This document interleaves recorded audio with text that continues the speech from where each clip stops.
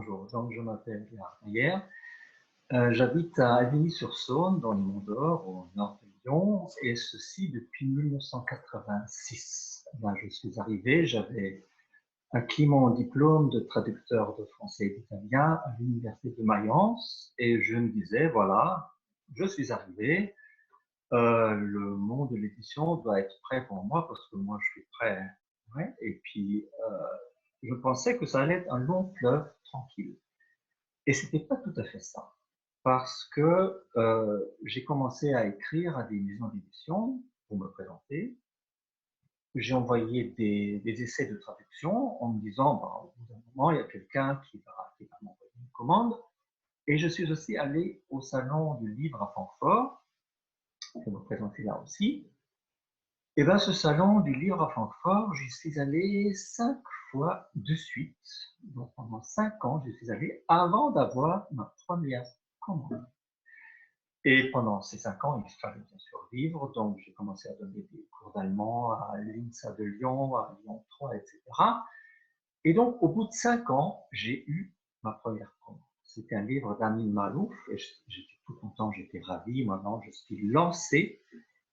Et pendant 3-4 ans, j'ai traduit en tout 7 livres du français, dont 3 de Amin Malouf, qui me plaisait beaucoup. Mais il y avait dans le tas aussi un ou deux livres qui ne m'enthousiasmait guère. Et au bout d'un moment, je me suis dit, mais ça a été écrit, ça a été publié, et tu l'as traduit. Mais tu pourrais peut-être mieux écrire que ça. Donc, ce qui prend parfois aussi des éditeurs m'a pris moi aussi traducteur. Je voulais écrire moi-même un livre. J'en ai écrit 2 et ça m'a pris 10 ans. Ça m'a pris 10 ans pendant lesquels je continuais à donner des cours d'allemand et dans ma tête à me dire, en fait, tu es traducteur. C'est juste un passage, mais quand même un passage de 10 ans après les 5 ans où j'attendais, c'est quand même assez long. Premier livre, j'envoie aux éditeurs en Allemagne, une cinquantaine de fois, 50 refus. Deuxième livre où j'ai tout mis, vraiment, le cœur et tout, 30 envois, 30 refus. Et là, je me suis dit, bon, ça suffit peut-être.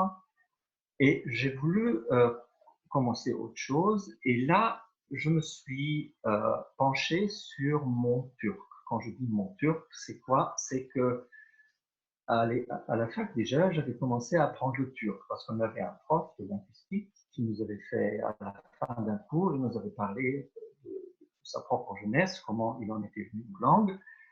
Et puis il nous a dit à la fin, n'apprenez pas seulement l'anglais, l'italien, le français, apprenez une langue exotique. Et moi, ça m'a bouleversé. Je suis sorti de là, il faut que j'apprenne une langue exotique. Donc, je vais voir un copain, j'y raconte tout. J'ai dit, tu veux commencer à apprendre avec moi. Quelle langue? Et là, on s'est dit, je pouvais être le coréen ou n'importe quoi à l'époque. Mais on s'est dit, en Allemagne, il y a beaucoup de Turcs, on aura l'occasion de parler turc avec eux. On s'est lancé. Au bout de quelques semaines, le copain, il a laissé tomber, il m'a laissé seul. Moi, j'ai continué pendant une vingtaine d'années. C'était mon hobby, la langue turque, sans but lucratif, sans but aucun, un hobby. Et donc, au bout de ces 10 ans d'écriture de mes grandes œuvres, je me suis dit, il faut que tu fasses quelque chose. Et j'ai réfléchi longtemps, et j'ai vraiment mis un certain temps avant de me dire, mais bon sang, t'es traducteur, pourquoi tu n'essaierais pas de traduire du turc? Et là, je me souviens une promenade dans les Monts d'Or où pendant 2 heures, j'ai énuméré tous les arguments qui parlaient en défaveur de mon projet. Tu n'as pas fait d'études de turc, tu as pris ça tout seul, tu n'as pas fait d'études de turcologie, tu n'as jamais vécu en Turquie, tu n'as pas de copine turque, etc. Ça ne marchera jamais. Et surtout, tu as mis 5 ans avec le diplôme de français en poche pour avoir quelque chose en français avec le turc, ça n'est pas possible. Et puis je me suis renseigné sur des éditeurs qui faisaient traduire des livres turcs vers l'allemand, et je suis tombé sur une maison d'édition à Zurich, au Lyon, c'est vrai. Je leur ai écrit, ils m'ont répondu en disant, ah voilà, ça nous intéresse, on a un projet, ça s'appelle la bibliothèque turque, on va faire traduire une vingtaine de livres pendant 5 ans, on va faire un séminaire à Munich dans 2 mois, est-ce que ça vous intéresse?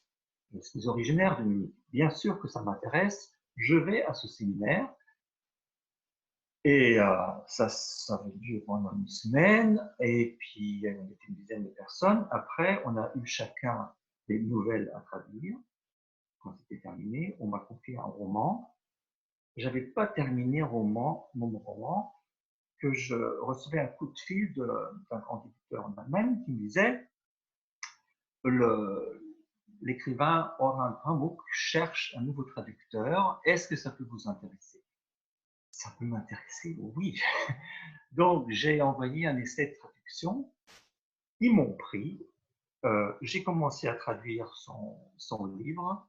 Pendant que j'étais en train d'écrire, de traduire, il a eu le prix Nobel par-dessus. Je ne savais pas ce qui m'arrivait. Et donc là, quand je dis prix Nobel, je vais dire ça commence aussi à être lucratif pour le traducteur parce qu'il y a des participations sur la vente du livre. J'abandonnais tous mes cours et je me disais maintenant, ça roule, ça va tout venir tout seul pendant toujours. Et en fait, après, je me suis rendu compte, un prix Nobel, ça s'estompe assez vite. Et puis, la traduction du turc vers l'allemand, c'est un tout petit marché. En fait, ça ne nourrit pas son homme ni sa femme. Et là, je me suis souvenu de mes débuts, mais en fait, tu es aussi traducteur de français. J'ai renoué avec ça et maintenant, je fais les deux en même temps. En général, c'est un livre turc, un livre français. Donc, ça me va très bien. Je travaille plus qu'à la maison. Ça m'a bien préparé au confinement parce que la traduction, c'est une espèce de quarantaine en permanence. Et ça m'a préparé en même temps au sujet du prochain livre d'Orhan Pamuk, sur lequel il travaille depuis 4 ans à peu près, et que je vais probablement traduire. Et le sujet, c'est, je vous donne en mille, c'est la peste. Ça risque d'être intéressant.